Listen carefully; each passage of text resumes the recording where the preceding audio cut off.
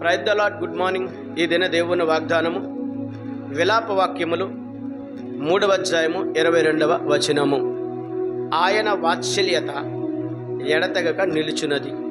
అవును ప్రియ సహోదరి సహోదరుడా, ఈ ఉదయకాల సమయంలో పరిశుద్ధాత్మ దేవుడు ప్రభునేసు క్రీస్తు వారు నీతో మాట్లాడుచున్నారు. అవును, ఆయన వాత్సల్యత అనగా ఆయన ప్రేమ.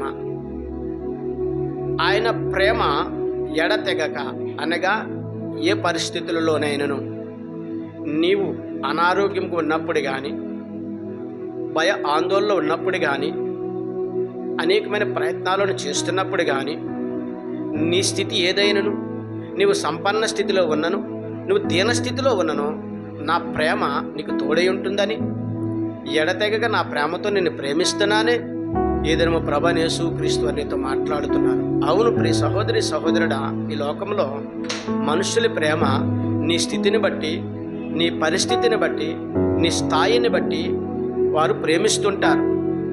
మరి నీ స్థితి బాగోలేనప్పుడు నిన్ను ద్వేషిస్తూ ఉంటారు.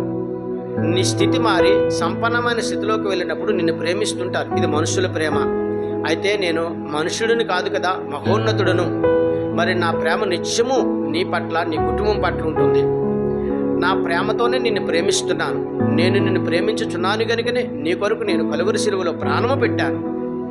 మనం ప్రాణము పెట్టిన దేవుడును మరలా తిరిగి ప్రాణము పొందుకొని మీ మధ్య పరిశుద్ధాత్మ దేవునిగా ఉండి నిత్యము అదే ప్రేమతో మిమ్మల్ని ప్రేమించుచున్నాను గనక మనుషుల వైపు చూడక, మనుషుల ప్రేమను ఆశించక, నా యందు విశ్వాసం ఉంచి నా ప్రేమను మరి మీరు పొందుకుంటే ఎల్లప్పుడూ మీరు సమృద్ధి కలిగిన జీవితాలతోనూ, సత్తువు కలిగిన ఆరోగ్యాలతోనూ మిమ్మల్ని నివసింపజేసి సంరక్షించి పోషించి నడిపిస్తానని ఈ దినము ప్రభుయేసు క్రీస్తు నీతో స్పష్టంగా మాట్లాడుతున్నారు.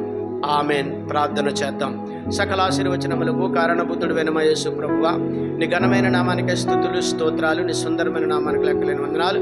ఈ ఉదయకాల సమయంలో వాగ్దానమును చూసిన, వాగ్దానమును విన్న, వాగ్దానమును చదివిన ప్రతి బిడ్డను దీవించండి, ఆశీర్వదించండి. యేసు క్రీస్తు పరిశుద్ధమైన నామములో అడిగి వేడుకొనుచున్నాను పరమ తండ్రి. ఆమెన్.